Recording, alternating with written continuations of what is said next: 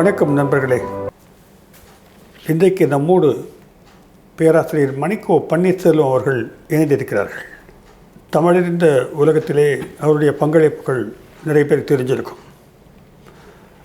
அவர் பாரதிதாசன் குறித்து நிறைய பங்களிப்புகளை தொடர்ந்து செய்து வருகிறார். உலகத்தமிழ் ஆராய்ச்சி நிறுவனத்தில் 16 ஆண்டுகளாக பணிபுரிந்து வருகிறார். மேலும் பாவேந்தர் பாரதிதாசன் ஆய்வு இருக்கையில் 6 ஆண்டுகளாக பங்காற்றி வருகிறார். பாரதிதாசன் குறித்து புத்தகங்கள் அவர் 3 புத்தகங்கள் எழுதியிருக்கிறார். அதில் ஒரு புத்தகம் தமிழ் ஓர்மையும் திருக்குறள் மீள் கண்டுபிடிப்பும், பாரதிதாசன் இயல் நோக்குன்னு ஒரு புத்தகம். அது முனைவர் பன்னீர்செல்வம். அடுத்து எழுத்து அசை சீர் விடுதலை, வரலாற்று எழுதியலுக்கு உருப்படிகளை தந்த பாரதிதாசன் அப்படின்னு ஒரு புக் எழுதியிருக்கார். தொடர்ந்து இது குறித்து உரையாடல்களிலும் பங்கேற்று வருகிறார். அவர் இன்று பாரதிதாசனுடைய தத்துவ முகம் குறித்து நம்மோடு பகிர்ந்து கொள்ள இருக்கிறார். தமிழ் உலகத்தில் பாரதிதாசனுடைய பங்களிப்பு மிக முக்கியமானது. அவரை நாம் பெரும்பாலும் கவிஞராகத்தான் அடையாளம் கண்டிருப்போம். அவருடைய தத்துவ அடிப்படை என்பது என்னவாக இருக்கிறது என்பதை அவர் மூலமாக இன்று அறிந்து கொள்ளலாம். வாருங்கள். வணக்கம் சார். வணக்கம் சார். தொடர்ந்து பாரதிதாசன் குறித்து உங்களுடைய பங்களிப்புகள் இருக்கின்றன. எங்களுக்கெல்லாம் பாரதிதாசன் ஒரு புரட்சி கவிஞராகத்தான் பெரும்பாலும் அறியப்படுகிறோம். படித்தாலே ரொம்ப ஒரு வேகம் வந்துடும். எனக்கெல்லாம் என் வாழ்க்கையிலேயே அவருடைய பங்களிப்பு இருக்குது. நான் ஒரு இக்கட்டான சூழ்நிலை இருந்தபோது பாரதிதாசன் படித்த விளைவு நான் வேலை பார்க்குற இடத்துலையும் அது காட்டுப்படி நேர்ந்தது. அந்த மாதிரி ஒரு இன்ஃப்ளூயன்ஸ் பண்ணக்கூடிய ஒரு ரைட்டர் அவர். ஆனால் அவருக்கு ஒரு ஃபிலாசபி இல்லாமல் இதெல்லாம் வராது வெளியில். அவருடைய தத்துவ அடிப்படை என்பது என்ன? இல்லை, பாரதிதாசனை பொறுத்தவரையில் பொதுவாக மனிதர்கள் ஒரு இறைநம்பிக்கை உடையவங்க தான். இறைநம்பிக்கை, பக்தி, ஆன்மீகம் உடையவர்கள் தான். பாரதிதாசனும் இறைநம்பிக்கை கொண்டவராகத்தான் இருந்தார். அவர் தொடக்க காலத்தில் அவருடைய பாடல்கள்லேயே அந்த பதிவு இருக்குது. கற்பக பொதும்பரிடை குயில் பாடும், கலாபமயில் ஓடி அங்கு நடமாடும், நற்றருக்கள் வாசமலர் உட்குடைந்து தேனினங்கள் பொற்பொடியை சூறையிடும், அற்புதம் கொள்வான் குடியில் உதிப்பேனோ சுப்புரத்தினம் நான் உன்னை துதிப்பேனோ அப்படின்னு பாடியவர் தான் பாரதிதாசன். அப்படி முருக பக்தராக இருந்த பாரதிதாசன் ஒரு 1920களின் 20னுடைய இறுதியில் ஒரு 26-27 அந்த காலகட்டத்தில் பெரியாருடைய பேச்சுக்களை அவர் கேட்கிறார். பெரியாருடைய பேச்சை கேட்கிறார். பிறகு குடியரசு போன்ற பத்திரிகைகள், இதழ்கள், அதெல்லாம் அவருக்கு புதுவையில் கிடைக்கிது. அதையெல்லாம் அவர் படிக்கிறார். படித்து தான் அவருக்கு ஒரு மாற்றம் ஏற்படுது. பெரியாருடைய பேச்சாலும் பெரியார் நடத்திய குடியரசு போன்ற இதழ்களை படிப்பதன் மூலமாக தான் அவர் நாத்திகராக மாறுறாரு. அப்படி மாறியதற்கு பின்னால் அவர் வீட்டில் போய் சொல்கிறாரு அவங்க துணைவியார்கிட்ட, பழனியம்மாள்கிட்ட, பழனியம்மா, இனிமேல் நம்ம வீட்டில் தீபாவளி கிடையாது, நீ சமைக்கிற வேலையெல்லாம் உனக்கு நீ ஏன்னா அவர் ஒரு நல்ல சாப்பாட்டு பிரியர் பாரதிதாசன். அதனால் இனிமேலுக்கு உனக்கு அந்த தொந்தரவுலாம் கிடையாது அப்படின்னு வீட்டில் போய் அதை ஏதாவது பேசுகிறாரு அவர். அப்படி அவர் ஒரு சுயமரியாதை பெற்ற கவிஞராக, ஒரு நாத்திக கவிஞராக அவர் மாறத் தொடங்கியதற்கு பின்னால் ஒவ்வொரு நாளும் அவங்க வீட்டில் ஒரு பெரிய படையெடுப்பு நடக்குது. புலவர்களினுடைய படையெடுப்பு. நிறைய விவாதங்கள் நடத்துகிறாங்க. ராமாயணம் பற்றியும் மகாபாரதம் பற்றியும் பல்வேறு இதிகாசங்கள் பற்றியெல்லாம் விவாதம் நடக்குது. அவர் அதெல்லாம் அம்பலப்படுத்தி பேசுகிறார். அந்த பாத்திரங்களை எல்லாம் அம்பலப்படுத்தி பேசுகிறாரு. அப்படி ஒரு ஏற்கனவே அவர் ஒரு ஒரு இலக்கியம் படித்த ஒரு புலவர். அவருக்குள்ள ஒரு அறச்சிற்றம் இருக்குது. இந்த இயக்கவாதத்தன்மை, அந்த பெரியாருடைய சுயமரியாதை என்கிற அந்த இயக்கவாதத்தன்மையும் இவருடைய அந்த புலமையும் இணைந்து ஒரு பாய்ச்சல் தோற்றுவிக்குது. அப்படி தான் அவர் இருக்கிறாரு. அப்படி ஆன்மீகம், பக்தி என்றெல்லாம் இருந்த பாரதிதாசன் சுயமரியாதை இயக்கம், திராவிடர் இயக்கத்திற்கு அவர் வர்றாரு. பாரதியினுடைய எளிமையான பாட்டு வடிவங்களும் அவருக்கு ஒரு பெரிய தாக்கத்தை ஏற்படுத்துது. இப்போ பாரதியினுடைய எளிமையான பாட்டு வடிவம், பெரியாருடைய பேச்சு, அவர் அந்த இதழ் வழியாக அவர் வந்து பெற்ற மாற்றங்கள், இதெல்லாம் வந்து அவர் அதெல்லாம் சேர்ந்து ஒரு கலவையாக அவர் தொடர்ந்து அதை இலக்கியமாக படைக்க ஆரம்பிச்சார். இந்த நாத்திக கருத்தையே, நாத்திகம்னா ஏதோ கடவுள் மறுப்பு மட்டும் கிடையாது. நாத்திகம் என்பது வேதத்தை மறுத்தது தான் நாத்திகம். அப்போ அந்த வேத மறுப்பு, ஒரு அவைதீக கொள்கை, இதெல்லாம் வந்து ஒரு இலக்கியமாக வந்து படைக்க தொடங்குறாரு பாரதிதாசன். ஒரு மிக நீண்ட காலம் இலக்கிய இலக்கணத்தில் ஒரு ஆழமான வந்து புலமை கொண்டவர். பாரதி வந்து ஒரு எளிய பாட்டு வடிவத்தை பாரதிதாசனுக்கு தந்தாலும், பாரதிதாசன் பாரதியிடமிருந்து பலவற்றை பெற்றுக்கொண்டாலும் விட, பாரதியை விடவும் இலக்கணத்தில் வந்து ஒரு ஆழமான புலமை கொண்டவர் பாரதிதாசன். பாரதியினுடைய பாடல்களையே அவர் வந்து சில இலக்கண திருத்தங்கள் எல்லாம் செய்து தந்ததும், அதற்கு பாரதி நன்றி தெரிவித்ததும் கூட வந்து குறிப்புகள் இருக்கிறது. அப்படி ஒரு மிக முக்கியமான ஒரு கவிஞராக இருக்கிறார். சரி, இப்போ பாரதிதாசன் ஒரு நாத்திக கவிஞன், ஒரு சுயமரியாதை கவிஞன் அப்படின்னு சொன்னாலும் கூட, ஒரு இலக்கியக்காரனாக வந்து அவன் இருந்தாலும் கூட, அவன் வந்து ஒரு இலக்கியக்காரன் தான், ஒரு படைப்பாளன் தான் அவன். ஆனால் ஒரு தூய தத்துவவாதி கிடையாது அவன். ஓகே, ஒரு தத்துவத்தை படைக்கிற, ஒரு தூய தத்துவத்தை படைக்கிற. அது இல்லை. ஆமாம், ஒரு தத்துவத்திற்கு ஒரு இலக்கிய வடிவம் தந்தவன். ஒரு இல்லை, அதான் அது என்ன மாதிரி சாரம், இது வந்து அவருடைய தத்துவ மையம் என்ன அப்படின்னா, தமிழில் மிக நீண்ட காலமாக வந்து உலகியல் பற்றி பேசுவது இருக்குது. உலகியலை பற்றி பேசுவதுன்னு இருக்குது. அது என்ன உலகியல் அப்படின்னா, இம்மைவாதம் அப்படின்னு சொல்கிறோம் நம்ம. இம்மை அப்படின்னா இந்த இற்றைய உலகம் இருக்கு இல்லையா, இந்த உலகத்தில் இருக்கிற கல், மண், அதில் காணப்படுகிற உயிர்கள், இதெல்லாம் இருக்கு இல்லையா, இந்த இம்மை உலகம் இருக்கு இல்லையா, இந்த இம்மை உலகத்தை வந்து அவர் பேசுகிறார். நான் வந்து செக்யூலர் அப்படிங்கிறத, ஒரு மதச்சார்பற்ற தன்மை அப்படிங்கிறத நான் எப்படி பார்க்குறேன்னா, ஒரு இம்மை முதல் வாதம் தான் நான் செக்யூலர்னு பார்க்குறேன்.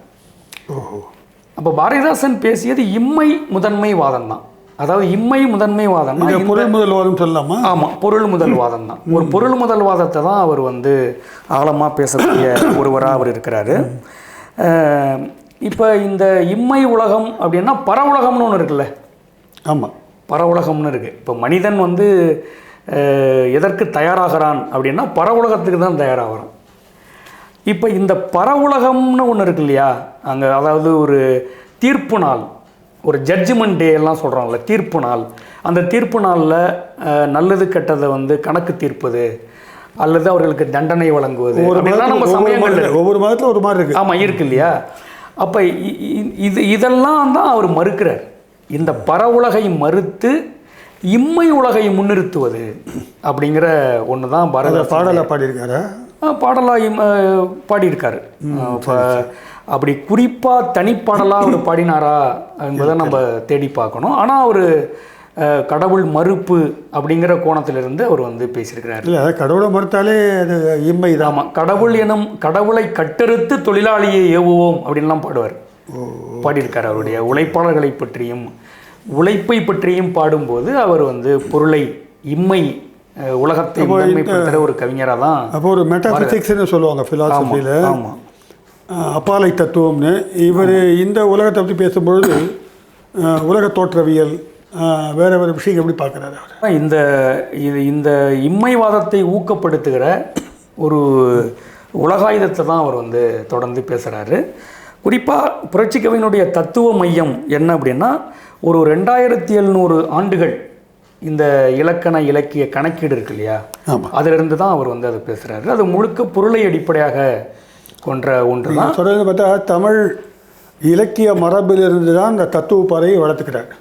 வேற எதுவும் படிச்சுலாம் அவர் வளர்த்துக்கிற மாதிரி இல்லை. அவருக்கு தோதாக 20ஆம் நூற்றாண்டில் திராவிடர் கழகம் இருக்குது. அந்த வெளியீடுகளில் திராவிடர் கழகம் இருக்குது.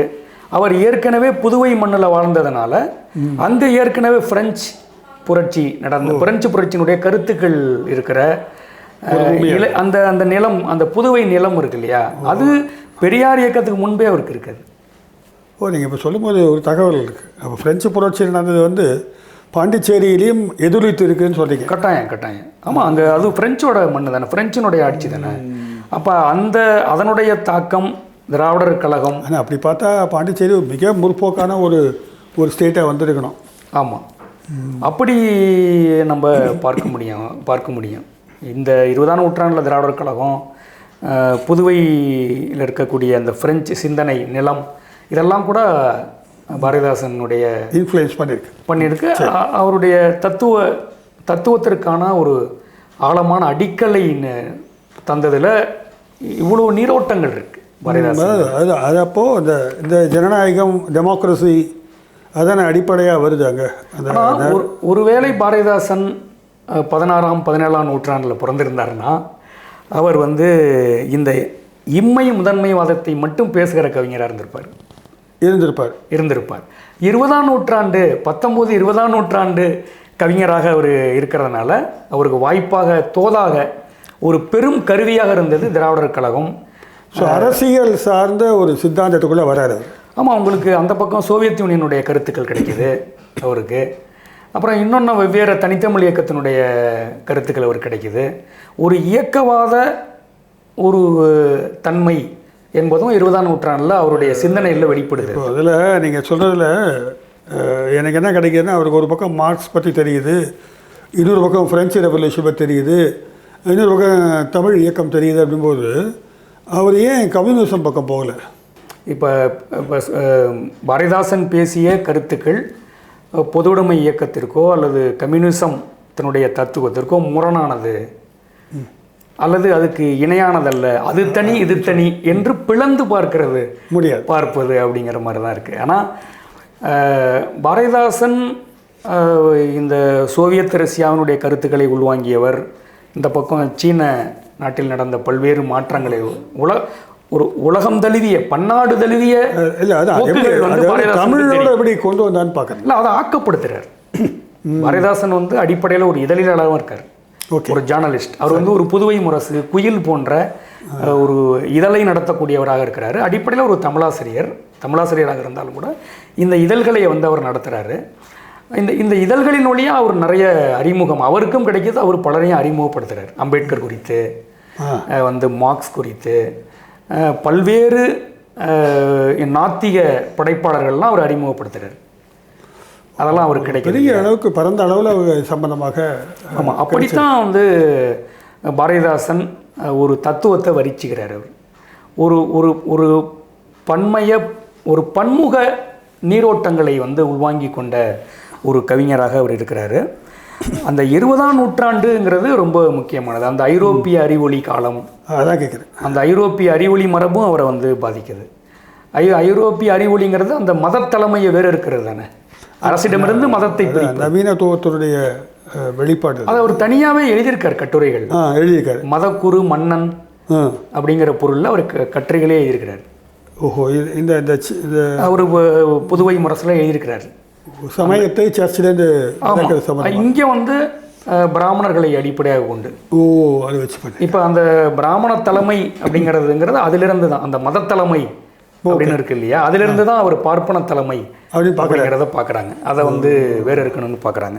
அதனால தான் அவருக்கு பெரியாரோட ரொம்ப கனெக்ட் ஆகிடுறாரோ. ஆமாம்.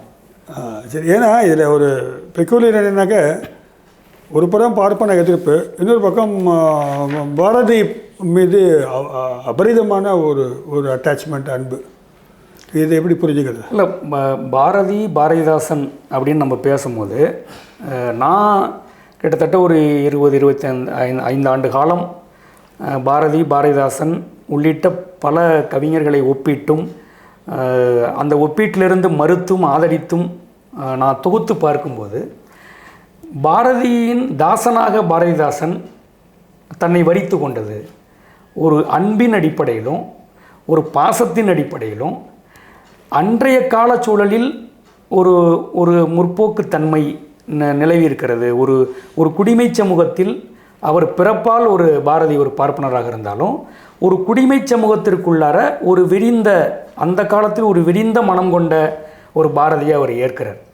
ஆனால் அதே பாரதியை ஏற்றுக்கொண்ட பாரதிதாசன் பெரியாரினுடைய நட்புக்கு பிறகு அல்லது பெரியார் இயக்கத்தின் மீது அவருக்கு ஈடுபாடு ஏற்பட்டு பெரியாரிய கொள்கையை அவர் பரப்பத் தொடங்கியதற்கு பின்னால் பாரதியின் கருத்தை இம்மி அளவும் நான் ஏற்கவில்லைன்னு அவரே எழுதிட்டார். அவர் எழுதிட்டார்.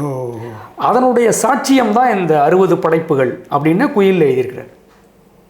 அப்போ பாரதிதாசன்னு நிறுத்தாமல் பாரதிதாசன், பாரதி உள்ளிட்ட கடந்த காலத்தின் பழம் கவிஞர்கள், பழம் படைப்பாளர்கள்னு நிறுத்தி பார்க்கலாங்கிறதான் என்னுடைய கருத்து. இல்லை, அந்த பெயரை அவர் வைத்து கொண்டார் என்பதும் பொதுவாக ப்ராபகண்டா எப்படி இருக்கிறதுனாக்க அவர் மீது அபரிதமான லவ் அவருக்கு இல்லை.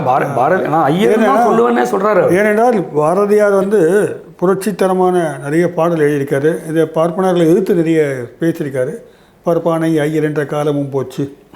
அதெல்லாம் ஒருவேளை இவருக்கு இல்லை, அந்த பாடல்கள் எல்லாம் பாரதியினுடைய அந்த பாடல்கள் எல்லாம் வேறொரு கோணத்தில் அதை மறுத்திருக்கிறாங்க, மறுத்து எழுதினவங்க இருக்கிறாங்க. இல்லை, இவர் சொல்கிறேன், பாரதி பாரதிதாசன் தானே அவர் தன்னையே பாரதிதாசன் சொல்லுகிறாரு. அதான் சொல்கிறாங்களோ, அந்த குடிமை சமூகத்தில் பாரதிக்கு இருந்த அவர் பாரதி நினைத்த அந்த வெறிந்த மனம் இருக்குல்லையா, அவர் ஏற்கிறாரு. அவர் நினச்சிருந்தா பேரை மாற்றிருக்கலாம். ஒருவேளை அந்த பேரே பழகி போனதால் அப்படி இருக்கட்டேன்னு விட்டார். இல்லை, நம்முடைய ஆய்வை பாரதிதாசன் நிறுத்த வேண்டாம்னு கருதுனேன். ஏன் அப்படி கருதுனேன் அப்படின்னா, பாரதியிலிருந்து பல மடங்கு பாரதிதாசன் வந்துட்டார்.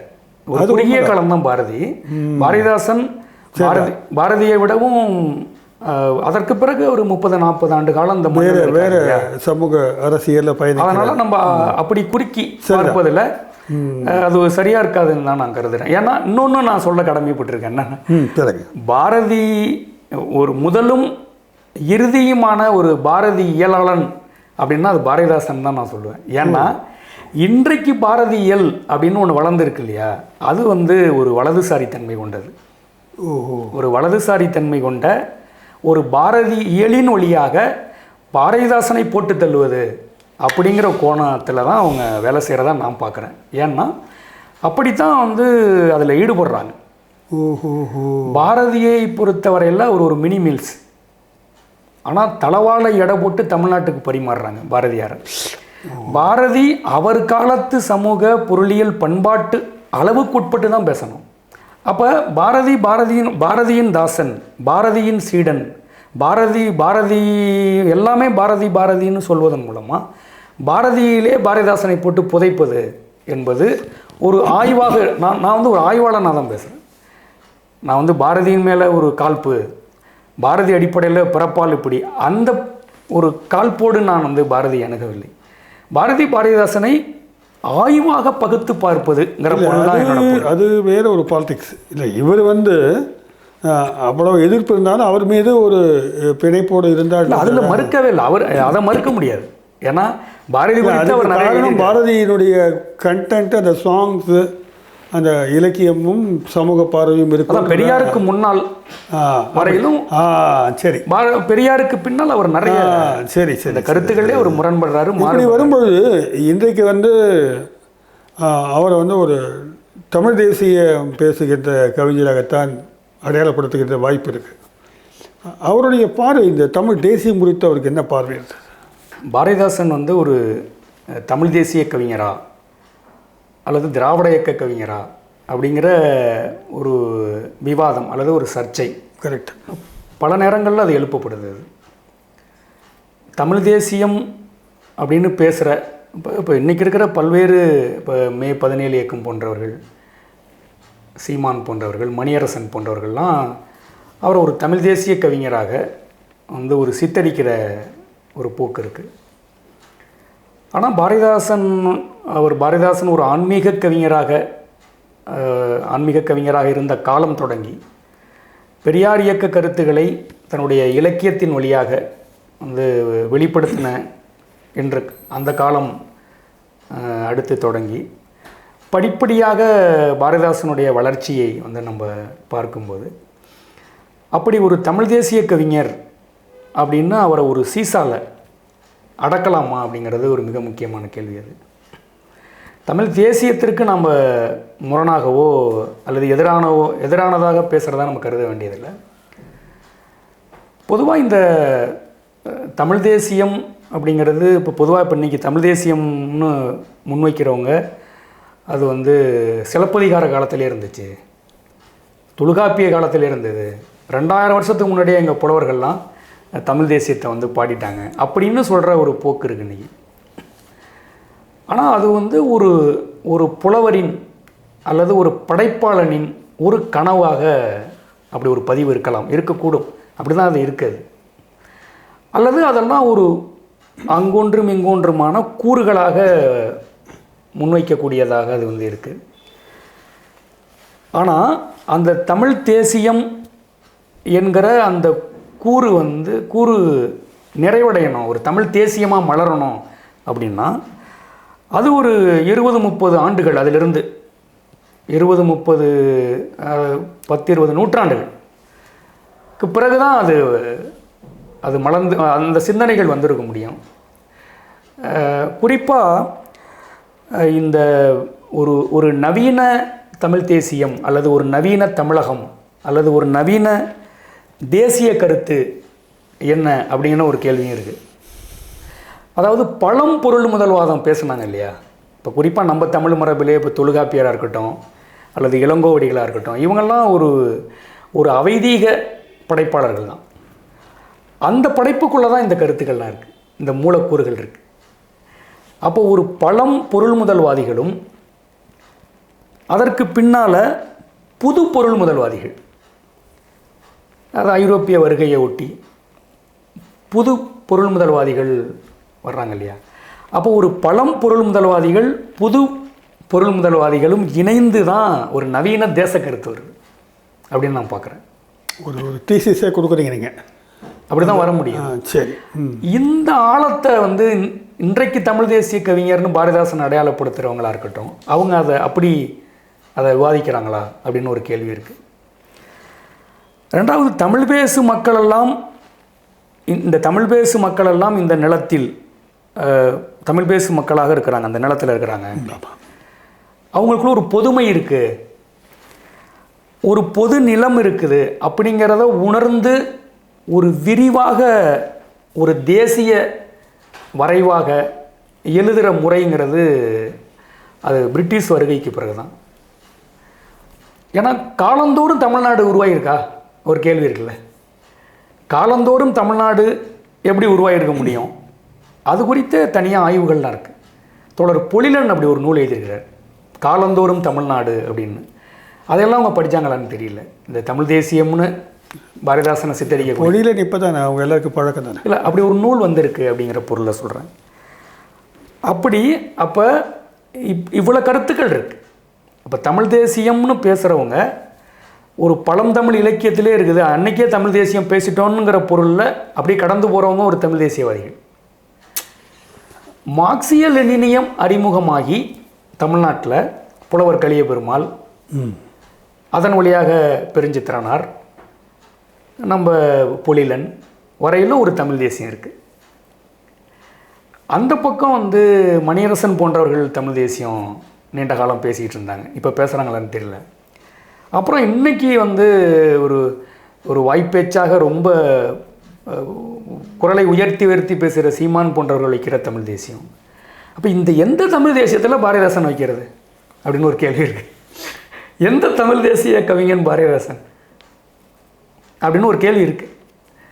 அப்போ அவரவர்கள் கண்ணோட்டத்தில் அவரவர்கள் பேசுகிற தமிழ் தேசியத்திற்கு பாரதிதாசனை வளைப்பது அப்படி தான் நான் பார்க்குறேன், அப்படி தான் பார்க்குறேன். அப்போ உள்ளபடியே பாரதிதாசனுடைய ஆக்கங்களை, அவருடைய நாடகமாக இருக்கட்டும், அவருடைய பாடல்களாக இருக்கட்டும், அவருடைய செயற்பாடாக இருக்கட்டும், இதையெல்லாம் வகுத்து தொகுத்து கணக்கிட்டு எதெல்லாம் தமிழ் தேசியம், எந்த காலம் வரைக்கும் அவர் வந்து ஒரு திராவிட தேசியத்தை பேசினார், எப்போ தமிழ் தேசியத்தை இப்போ நான் ஒரு புது கருதுகோளுக்கு வந்திருக்கிறேன். என்னன்னா, பாரதிதாசன் பேசியது ஈவிகே சம்பத்தினுடைய தமிழ் தேசியம் அப்படின்னு ஒரு கருதுகோள் எனக்கு இருக்குது. அது என்ன தேசியம்?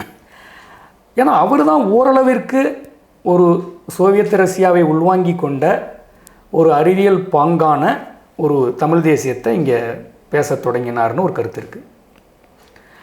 அந்த அலையில் பாரதிதாசனுக்கு ஒரு பங்கு இருக்குது, அந்த தமிழ் தேசியத்தை அவர் பேசினாருங்கிற ஒரு கருதுகோள் எனக்கு இருக்குன்னு அதை இதை நம்ம இன்னும் அதை வந்து விரிவாக நம்ம நிறுவனம் தமிழ் தேசியன்னு பேசும்போது ரொம்ப குறைச்சி சாதாரண வரிகளில் சொன்னால் தமிழ்நாடு தமிழருக்கு அப்படின்னு அதை ரெடியூஸ் பண்ணி சொல்கிறது இருக்குது. இல்லை அந்த இப்போ தோழர் சொல்கிறீங்க, இப்போ தமிழ்நாடு தமிழருக்கே இல்லை அந்த மாதிரியை பார்க்குறோம். அதை இல்லை தமிழ்நாடு தமிழருக்கே அப்படிங்கிறது அந்த நிலம் நமக்குங்கிற ஒரு கூறு தான். அது தமிழ் தேசியங்கிறது வந்து ஒரு கூறு அல்ல. தமிழ் தேசியங்கிறது அது இன்னும் சில 10 கூறுகளை கொண்டது. இந்த நிலம் எங்களுக்கு அப்படின்னு சொல்லிட்டாலே அது எப்படி தமிழ் தேசியமாகும் இல்லையா? சரி, அப்படி சொல்கிறவங்க அந்த தமிழ் தேசியத்துக்கு தான் முதல்வர் ஆகணும் அப்படிங்கிற ஒரு கோரிக்கை தான். அப்புறம் அந்த கோரிக்கையோட தானே சுருக்கிறாங்க. இல்லை, இப்போ பாரதிதாசன் வந்து தமிழ் குறித்து நிறைய பேசியிருக்காரு, விளையாடியிருக்காரு, உணர்வோடு இருந்திருக்காரு. ஆனால் இந்த டெமோக்ரஸி குறித்து, அதான் அந்த மக்களாட்சி குறித்து அவருடைய புரிதல் என்னவாக இருந்திருக்கப்போ? அதான் இது ரொம்ப முக்கியமான கேள்வி தோழர். பாரதிதாசன் அவர் முன்வைத்த சிந்தனைகள் இருந்து தான் நம்ம அதை பேசணும். அவருடைய ஆக்கங்கள் இருந்து அப்படி தான் கேட்குறேன். அவருடைய செயல்பாட்டிலிருந்து தான் நம்ம பேச. தமிழ் தேசியத்தை வந்து நீங்கள் மறுத்துட்டீங்க. அப்படி பார்க்கும்போது நம்ம கொஞ்சம் வரலாற்றை பின்னோக்கி பார்க்க வேண்டியது இருக்குது. எப்படி பார்க்கலான்னா, உங்களுக்கு எல்லாருக்கும் தெரிஞ்ச செய்தி தான் அது. வரலாற்றில், அதாவது குறிப்பாக இந்திய தமிழக பகுதிகளில் பிரிட்டிஷ் வருகைக்கு முன்னாடி எல்லாமே மன்னராட்சி காலம்தான், அரசாட்சி காலம்தான். ஆமாம் இல்லையா? அதை நம்ம மறுக்க முடியாது இல்லையா? அதுவும் வந்து பெரும் பேரரசுகள், பெரும் ஜமயங்கள். அப்படி பெரும் பேரரசுகள், பெரும் சமயங்கள் அப்படி தொடங்கி அப்புறம் பாளைய அரசுகள் வருது, பாளையப்பட்டுகள் வருது. இப்போ இந்த அரசுகளும் பின்னால் வந்த பிரிட்டிஷ் அரசும் இணைந்து ஒரு குட்டி போடுது, அது ஜமீன் அரசுகள் இல்லைங்களா? அப்போ இது ஒரு பக்கம் இப்படி வருது. இந்த வரலாறு இப்படி பார்க்குறோம். அடுத்து மகாராணிகிட்ட ஆட்சி போகுது. அதை ஒட்டி ஒரு சுதந்திர போராட்டம் தொடங்குது இல்லைங்களா? இப்படி ஒரு செய்தி இருக்குது. அப்போ இந்த பிரிட்டிஷ் ஆட்சி நிலை பெற்று அது அவங்க ஆள தொடங்கியதுக்கு பிறகு இந்த இந்திய துணைக்கண்ட தமிழகம்னு சொல்ல முடியாது, அன்றைக்கி இருக்க சென்னை மாகாணம், இந்த சென்னை மாகாண பகுதிகளில் ஒரு கட்சி வடிவிலான ஒரு விடுதலை கோரிக்கை வருது. அது வரைக்கும் உண்டா நம்ம வரலாற்றில்? அது வரைக்கும் ஒரு மக்கள் பங்கேற்பது, ஒரு மக்கள் கோரிக்கையை முன்வைப்பது, ஒரு பொது அமைப்பு உருவாவது அப்படின்னு ஒரு முறையே கிடையாது. அப்போ ஒரு விடுதலை கோரிக்கை, ஒரு போராட்டம், ஒரு கட்சி வடிவிலானது அப்போ தான் வருது. எது? பிரிட்டிஷ் வருகைக்கு பிறகு தான். அப்போ ஒரு மன்னராட்சியிலிருந்து உடனடியாக மக்களாட்சியும் வரலை, மக்களாட்சி தோன்றலை. மக்களாட்சிக்கான ஒரு சனநாயக கூறுகள் அரும்புது பிரிட்டிஷ் வருகைக்கு பிறகு தான். அது எல்லாருக்குமே தெரியாது. நம்ம வாசித்தா தெரியும், வாசித்தாலும் அந்த அரசு ஜனநாயக அரசுன்றது ஏற்பாடு மக்களுக்கு தெரியுது. அப்போ தான் வந்து மகாசன அமைப்புகள் வருது. இன்னும் மகாஜனம் அப்படின்லாம் உங்களுக்கு தெரியும், நிறைய வரலாறுல பார்த்துருப்போம். மகாஜன அமைப்புகள், கட்சி கோரிக்கை வடிவங்கள்லாம் வந்து அரும்ப தொடங்குது. ஆனால் அது வரைக்கும் என்ன இருக்குது அப்படின்னா, பெருஞ்சமயம் கூட்டல் பெரும் பேரரசு என்கிற ஒரு புகைமூட்டம் தான் இருக்குது. ஒரு புகைமூட்டம் தான் நமக்கு இருக்குது. அப்போ இந்த புகை மூட்டத்துக்குள்ளார ஒரு தனிநபர் எப்படி சுரண்டப்படுறான், ஒரு தனிநபர் எப்படி ஒடுக்கப்படுறான் அப்படிங்கிற எதுவுமே அப்படி தென்படலை. அதை பற்றி பேசுனாங்களா, எழுதுனாங்களா, அப்படி ஒன்று இருக்குதான்னு நமக்கு தெரியாது. அப்படி ஒரு புகைமூட்டம் இருக்குது. அப்போ இந்த பேரரசு பெருஞ்சமய புகைமூட்டத்துக்குள்ளார ஒரு மக்கள் உரிமை, ஒரு குழுக்களின் உரிமை, ஒரு உழைப்பாளர் உரிமை, ஒரு பெண்கள் உரிமை, இப்படி ஏதாவது பார்க்கவோ அல்லது அது குறித்து பேசவோ முடிந்ததா? அப்போ இப்படி ஒரு பேரரசு பெருஞ்சமயம் அப்படிங்கிற ஒரு காலத்துக்கு பிறகு, பிரிட்டிஷ் வருகைக்கு பிறகு ஒரு குறைந்தபட்ச ஒரு மக்களாட்சியினுடைய மூலக்கூறுகள் இங்கே வருது. அது மட்டும் இல்லாமல் அதே காலத்தில் கொஞ்சம் பின்னாடி சோவியத் ரஷ்யாவினுடைய கருத்துக்களின் வருகை வருது.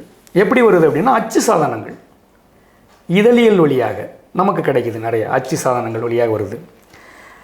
ஏற்கனவே ஒரு ஃப்ரெஞ்சு கருத்து இருக்குது. நான் பாரதிதாசனை தான் சொல்ல வர்றேன். அப்புறம் ஒரு ஃப்ரெஞ்சு கருத்து இருக்குது. அப்போ இப்படி இந்த பெருஞ்சமயம் பேரரசுங்கிற புகைமூட்டத்திற்கு பின்னால் பிரிட்டிஷ் வருகை, அதை ஒட்டி வெவ்வேறு காலங்களில் அதே காலங்களில் இருந்த வெவ்வேறு கருத்தினுடைய தாக்கம் இதெல்லாம் கலந்து தான் இந்த பாரதிதாசனுக்குள்ளார ஒரு ஒரு நீரோட்டம் உருவாகுது. எப்படி உருவாகுதுன்னா, அப்போ பாரதிதாசன் என்ன நினைக்கிறாருன்னா, அவர் காலத்தில் இந்த சமூகத்தில் யாரால் பாதிக்கப்படுறார் அப்படிங்கிற சிந்தனை அப்போ தான் வருது. யாரால் பாதிக்கப்படுகிறார்கள், இதுவரையிலான மாற்றமின்மைக்கு யார் காரணம், யாருக்கெல்லாம் அநீதி விளைவிக்கப்படுகிறது, இப்படியான ஒரு சிந்தனை காட்சிகள் துளங்குகிற ஒரு ஜனநாயக வளர்ச்சி கட்டம் என்பது தோன்றுகிறது. அப்போ இந்த பின்னணியில் தான் பாரதிதாசன் அந்த மக்களாட்சி விஷயங்கள் எல்லாம் அவர் பேசுகிறாரு. இன்னொரு பக்கம் கம்யூனிஸ்ட் கட்சியினுடைய அறிமுகம், குறிப்பாக சிங்காரவேலர், தேசிய இயக்கத்தினுடைய வஉசி. இப்போ வஉசியை பற்றி சொல்லும் போது நான் ஒரு கூடுதலாக ஒரு செய்தி என்னென்னா, பொதுவாக அந்த வரலாறு எழுதுகிறவங்க எல்லாருமே பாரதி வஉசி பற்றி எழுதுகிறாங்க. ஒரு வஉசி வரலாறு எழுதும் போது பாரதி இப்படி வஉசியை படினார். ஆனால் பாரதிதாசன் வஉசியை பற்றி எழுதியது பேசினதெல்லாம் வரலாறு எழுதியலாளர்கள் விரும்பலை. இப்போ நான் பல நேரங்களில் ஏன் பாரதிதாசன் அதிகமாக பேச மாட்டாங்க அப்படின்னு எனக்கு நிறைய கேள்விகள் எழும்போது, அதுக்கு பாரதிதாசன் அவர் ஒரு குறி வைத்து அவர் இவன்தான் எதிரி என்று அவர் அதை நோக்கி எழுதுகிறார் இல்லையா, அதை இவங்க விரும்பலை. ஓகே. அதுதான் அதில் இருக்கிற ரொம்ப முக்கியமான விஷயம். அப்போ இந்த கம்யூனிஸ்ட் கட்சியினுடைய சிங்காரவேலர், தேசிய இயக்கத்தினுடைய வஉசி, தனித்தமிழ் இயக்கத்தினுடைய மறைமலை அடிகளார், அப்புறம் முதன்மையாக அவர் பங்காற்றிய இயக்கமான திராவிடர் கழகம், இதெல்லாம் அவருக்குள்ள ஒரு பெரிய ஒரு மக்களாட்சி தன்மையை, ஒரு மக்களாட்சி சிந்தனையை பேசுவதற்கு இவ்வளோ அடிப்படை இருக்குது. அது மட்டும் இல்லாமல் காலனியம் உருவாக்கி இருக்கிற ஒரு சிந்தனை, ஒரு இரட்டையாட்சி காலம். அப்படி ஒரு இரட்டையாட்சி காலம் வரும்பொழுது மக்கள் தொகை கணக்கெடுப்பு, சென்சஸ், ஒரு கெசட்டியர், ஒரு மாவட்ட அறிக்கை, ஒரு மேனுவல், இதெல்லாம் உருவாகுது இல்லையா, இதெல்லாம் ஒரு பெரிய வினையாற்றுது சமூகத்தில். அப்போ ஒரு சக மனிதனை எப்படி பார்ப்பது, ஒரு சக மனிதன் எப்படி பாதிக்கப்படுறான் அப்படிங்கிற ஒரு சிந்தனை, ஒரு மனிதநேய சிந்தனை, ஒரு மக்கள் நேய சிந்தனை கொண்ட ஒரு முதல் அரசியல் கவிஞனாக பாரதிதாசனை நம்ம சொல்ல முடியும். அதற்கு இவ்வளோ பெரிய வரலாறு இருக்குது. இவ்வளோ பெரிய சிந்தனை பின்புலத்தில் பார்த்தால்தான் பாரதிதாசன் எப்படி ஒரு மக்களாட்சி கவிஞன், மக்களாட்சியினுடைய ஒரு அரசியல் கவிஞன் அப்படிங்கிறத இல்லை அதான் புரிஞ்சுக்க முடியும். என்ன வருதுனாக்க, நவீனத்துவத்தினால் ஏற்படுத்தப்பட்ட இந்த டெமோக்ரஸின்றது உலகம் முழுவதும் பரவும் பொழுது அதனுடைய இம்பேக்ட் ஒரு மேலே இருக்குது நீங்கள் சொல்ல வரீங்க. அது பாரதிக்கும் அது எக்கச்சக்கம் இருந்திருக்கு. ஏன்னா இந்த இடத்துல நான் ஒரு பிரிட்டிஷ் அரசினுடைய நவீனம்ங்கிறத கொஞ்சம் அதில் சில மாறுபாடு கொண்டவர்கள் இருக்கிறாங்க. இப்போ சமூக விடுதலையா, பிரிட்டிஷ் விடுதலையா, பிரிட்டிஷ் நவீனத்துவம் ஒரு வாதம் இருக்குது. பொதுவாக உலகெங்கிலும் ஏற்படுகின்ற மாற்றங்கள் ரீச் ஆகுது. இல்லை, பாரதிதாசன் மேலே பெரியார் மேலே வைக்கிற குற்றச்சாட்டு இருக்கு இல்லையா, அவங்கெல்லாம் ஒரு பிரிட்டிஷ்க்கு ஆதரவானவர்கள் அப்படிங்கிற ஒரு கோணமும் வந்துடும். இருக்கு. அப்போ அவங்க பிரிட்டிஷ் காலனிய மட்டும் இல்லாமல் வேறு உலகியல் சார்ந்த, பன்னாடு சார்ந்த சிந்தனைகள், வளர்ச்சிகள், மாற்றங்கள் இதெல்லாம் அவங்க உள்வாங்கிறாங்க. அப்படி ஒரு பெரும் இது இருக்குது, பின்னணி இருக்குதுன்னு நான் பார்க்குறேன். அப்படி தான் இந்த ஒரு பெரிய விளக்கத்தின் அடிப்படையில் அவரை நம்ம எதுவாகவும் சுருக்கிவிட முடியாது. அப்படி அதுதான் அவங்களுடைய கருத்தாக. ஒரு தமிழ் தேசிய கவிஞர்னு அவரை ஒரு முற்றுப்புள்ளி வச்சு அவரை சுருக்கிட முடியாது. இவரையும் பெரியாரையும் எப்படி நீங்கள் வித்தியாசப்படுத்துறீங்க? ஏன்னா பெரியாரோடய இருக்கார். பெரியார் அவரும் எழுதியிருக்காரு, எல்லாம் பேசியிருக்காரு. அதில் வேறுபாடு தான் இருக்கா, இல்லை ஒரு பெரியாரிஸ்ட் தானே? இல்லை, பாரதிதாசன் அடிப்படையில் பெரியாரை உள்வாங்கியவர் தான். அவர் வாழ்நாள் முழுக்க பெரியாரை விட்டுத்தராமல் பல்வேறு நெருக்கடியான காலச்சூழல்லையும் பெரியாரை தொடர்ந்து எழுதிக்கிட்டே இருந்தார். பெரியாரையும் திராவிடர் கழகத்தையும் எழுதி குவித்தார். ஒரு இடத்துல அண்ணாவின் தம்பிகள் அவங்க அடிச்சறுக்கிய போதும் கூட பாரதிதாசன் சற்றே ஒரு நிலை தடுமாறுகிற சூழல் வந்து திரும்ப மீண்டுட்டார் பாரதிதாசன். அது என்ன சூழல்னு உங்கள் எல்லாருக்கும் தெரியும். அது மணியம்மையை அடிப்படையாக கொண்டார். அதில் பாரதிதாசன் மீண்டுட்டார். அந்த ஒரு இடத்துல தான் கொஞ்சம் சறுக்கியவர். ஆனால் என்ன இன்னைய காலத்தில் மாற்று கருத்து கொண்டவர் கட்டாயம். என்னன்னா ஏன் நான் சொல்ல வரேன்னா, பாரதிதாசனை கொண்டே பெரியாரை வந்து கருவறுக்கிற முயற்சி நடக்குது. அதுக்காக சொல்ல வரேன். சரிதான், வாழ்நாள் முழுக்க கொண்டாடியவர் தான். ஆனால் பெரியார் பாரதிதாசன் அப்படின்னு பகுத்து பார்க்கறதுக்கு நிறைய அடிப்படைகள் இருக்குது. ஆமாம். எப்படி பகுத்து பார்க்கலாம்னா, ரெண்டு பேரும் வேறங்கிற பொருள் இல்லை. இப்போ நம்ம பெரியாரையும் பாரதிதாசனையும் வேறுபடுத்தி பார்க்கும்போது எப்படி பார்க்கலாம்னா, ஒரு இயக்க மரபினர் பெரியார் ஒரு மூமெண்ட் இயக்க மரபினர். பாரதிதாசனை பார்க்கும்போது ஒரு இலக்கிய மரபு அவர். ஓகே. அப்போ இலக்கிய மரபு, இயக்க மரபு, இலக்கிய மரபுன்னு நம்ம ரெண்டாக பிரிக்கலாம். சரி, ஆனால் மையம் ஒன்று தான். ஆமாம். இப்போ இலக்கிய மரபு, இயக்க மரபு அப்படின்னு பார்க்கும்போது ஒரு நேரடியான ஒரு கலை செயல்பாடு, நேரடியான, அதாவது என்னன்னா வழிபாடுகள், சடங்குகள், நம்பிக்கைகள், கடைபிடிப்புகள், விக்கிரகங்கள், இதெல்லாம் இருக்கு இல்லையா? இதற்கெல்லாம் ஒரு மனிதன் தன்னுடைய உழைப்பிலிருந்து செய்யக்கூடிய செலவு இல்லையா? அப்படி செலவு செய்வதன் மூலமாக ஒரு பாலடிக்கப்படுகிற வளம் இல்லையா? வளம்னா பால், தேன், சந்தனம் போன்ற அந்த பொருட்கள் எல்லாம். அப்போ இதன் காரணமாக மனித வாழ்வு ஒரு மீட்கப்படாமல் ஒரு அவங்க நினைக்கிறது ஒரு ஊதாரித்தனமாக போகிறது அப்படிங்கிற ஒரு நேரடி விமர்சனத்தை பெரியார் வைக்கிறார். அப்படி வைப்பதன் மூலமாக பெரியாருடைய கவனம் என்பது நேரடியான ஒரு கலை செயல்பாடு தான் பெரியாருடைய கவனம். ஆனால் பாரதிதாசனை பொறுத்தவரையில் என்னென்னா, அவர் வந்து இலக்கிய மரபிற்குள் இருந்து வர்றார். அவர் வந்து இப்போ பெரியார் ஒரு போராட்டம் நடத்துகிறாருன்னா இவர் போயிட்டு கலந்துட்டு வந்துடுவார், யூட்டன் போட்டு வந்துடுவார். வந்து என்ன பண்ணுவார்னா, அவர் ஒரு தமிழாசிரியர், நல்லா சம்பளம் வாங்கிட்டு வந்து வச்சுட்டு நல்லா அவருக்கு வேண்டிய பொருள்கள்லாம் சாப்பிட்டு எழுத ஆரம்பிச்சிடுவார். எழுதி குச்சிக்கிட்டு இருப்பார். அவர் வேண்டிய பொருள் நிறைய சாப்பிடுவார் அவர். ஆமாம், அவருக்கு வேண்டிய அந்த சாப்பிடுவார் உணவுப் பொருள்கள்லாம் இல்லை, நான் ஒரு உணவு தான், ஒரு எல்லாம் சொல்கிறேன் அந்த அதுதான் உணவு தானே. ஆமாம், அதை சாப்பிட்டுட்டு அவர் எழுத ஆரம்பிச்சிடுவார். சரி. அவருடைய பணி வந்து அதிகமாக இலக்கியங்களை எழுதி குவிப்பது. அப்போ இன்னொரு கேள்வியும், அப்போ அவர் வந்து ஒரு செயல்பாட்டாளர் இல்லையா அப்படிங்கிற இன்னொரு கேள்வியை வச்சா அதுக்கும் ஒரு விடை சொல்லணும். நான் பாரதிதாசன் வந்து அப்படி பார்க்கும்போது வெறும் எழுதி குவிக்கிறவரும் கிடையாது. அவர் பாரதிதாசன் ஒரு இயக்கவாத கவிஞன், ஒரு இயக்கவாத பாவலன். எப்படி இயக்கவாத பாவலன் அப்படின்னா, பெரியாரிய கூட்டங்களில் அவர் கலந்துகிறார். அதனுடைய செயற்குழு கூட்டமோ அல்லது ஒரு மேடை பேச்சோ அதில் ஒரு பார்வையாளராக பங்கேற்கிறார். அப்படி பார்வையாளராக பங்கேற்று பெரியார் இயக்கத்தினுடைய தீர்மானங்களை, பெரியார் இயக்கத்தினுடைய போராட்டங்களை இலக்கியமயப்படுத்துகிறார். ஒரு இயக்க செயல்பாட்டை இலக்கியத்திற்குள் கொண்டு வந்து அதை ஒரு கவித்துவ மரபா, கவிதையாக, நேர்மையான ஒரு தோழராக இருந்து ஒரு நாடகமாக எழுதுவது. இன்னும் நான் ஒரு குறுக்கீடாக நிறையா சின்ன இடைச்செருகளை என்ன சொன்னால், அம்பேத்கருடைய அவர் கேட்ட தனி தொகுதி அதை வந்து நாடகமாக எழுதியவர் பாரதிதாசன். அப்போ பாரதிதாசன் ஒரு இலக்கிய மரபுக்குள் என்ன உருவாகி இருக்குதோ அந்த இலக்கிய மரபுக்குள் உருவாகியிருக்கிற ஒரு கடவுள் மறுப்பை பேசியவர். ஏன் அப்படி பேசுகிறாரு அப்படின்னு ஒரு கேள்வி இருக்குது. ஏன் நேரடியாக பேசலை? இப்போ வேறு கூட்டங்களில் நேரடியாக பேசியிருப்பார். ஆனால் இலக்கியத்துக்குள்ளே எப்படி பேசுகிறாருன்னா, இப்போ பொதுவாக நம்முடைய தமிழ் இலக்கிய மரபில் ஒரு பாடல் எழுதுனா கடவுள் வாழ்த்து எழுதுவாங்க, கடவுள் வாழ்த்து போடுவாங்க. பாரதிதாசன் கடவுள் வாழ்த்து எழுத மாட்டார். நீ என்னடா கடவுள் வாழ்த்து எழுதுற? நான் வந்து பாரு ஒரு முன்னோர் வாழ்த்துன்னு எழுதுகிறேன், முன்னோர் வாழ்த்துன்னு எழுதுவார். அல்லது ஒரு ஆசான் வணக்கம் அப்படி எழுதுறது, அந்த மரபுக்குள்ளரையே வந்து மறுத்து எழுதுறது அப்படிங்கிற ஒன்று இருக்குது. அப்போ இலக்கிய மரபிற்குள் கடவுள் மறுப்பு பேசுவது என்பது தான். இப்போ பெரியார்